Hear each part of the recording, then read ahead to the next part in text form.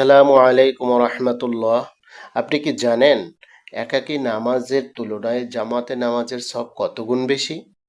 কেন রাসূলুল্লাহ সাল্লাল্লাহু আলাইহি সাল্লাম মসজিদে জামাতের প্রতি এত গুরুত্ব দিয়েছেন? কেন সাহাবায়ে কেরাম অসুস্থতা ও কষ্টের মধ্যেও জামাত ছেড়ে দিতেন না? আজকের আলোচনায় আমরা জানব জামাতে সালাতের গুরুত্ব, ফজিলত এবং এর মাধ্যমে একজন মুসলিম ব্যক্তি ও সমাজ কিভাবে উপকৃত হয়। সালাত ইসলামের দ্বিতীয় স্তম্ভ এবং একজন মুসলমানের জীবনের সবচেয়ে গুরুত্বপূর্ণ ইবাদত।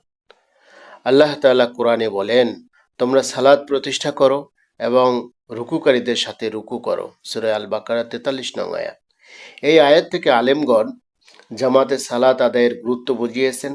রাসূলুল্লাহ সাল্লাল্লাহু আলাইহি সাল্লাম মদিনায় ইসলামী সমাজ প্রতিষ্ঠার পর সর্বপ্রথম যে বিষয়গুলোর প্রতি গুরুত্ব দিয়েছিলেন তার মধ্যে অন্যতম ছিল মসজিদ ও জামাতে সালাত।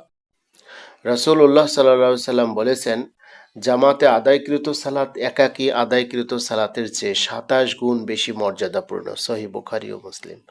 ভাবুন, আপনি যদি একা নামাজ পড়ে একটি নেকি অর্জন করেন, তাহলে জামাতে একই নামাজ পড়ে ২৭ গুণ বেশি সওয়াব পেতে পারেন। এটি আল্লাহর পক্ষ থেকে একটি বিরাট অনুগ্রহ। জামাতে সালাত শুধু ইবাদত নয়, এটি মুসলিম উম্মার ঐক্যেরও প্রতীক।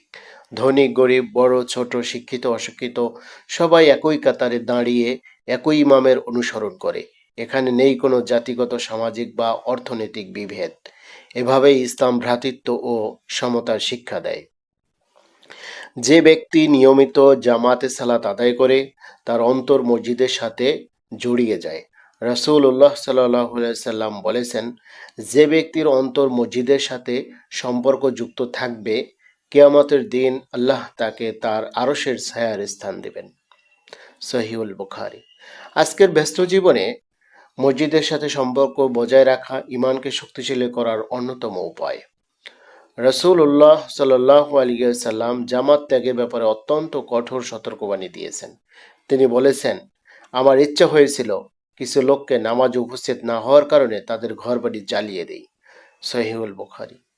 এ হাদিস জামাতের গুরুত্ব কত বেশি তা স্পষ্টভাবে তুলে ধরে। অবশ্যই অসুস্থতা, সফর বা শরীর ওজর থাকলে বিধান ভিন্ন।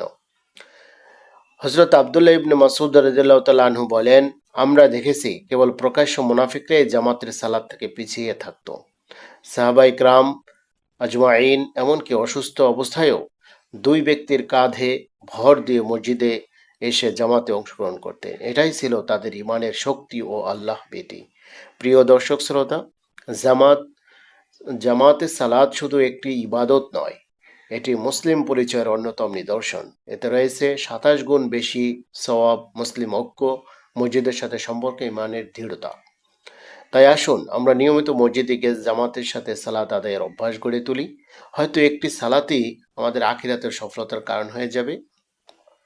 আল্লাহ তাআলা আমাদের সবাইকে নিয়মিত জামাতের সাথে সালাত আদায় করার তৌফিক দান করুন। আমিন। ভিডিওটি ভালো লাগলে লাইক ও কমেন্ট শেয়ার করুন। কোরআন সুন্নাহ ও সমসাময়িক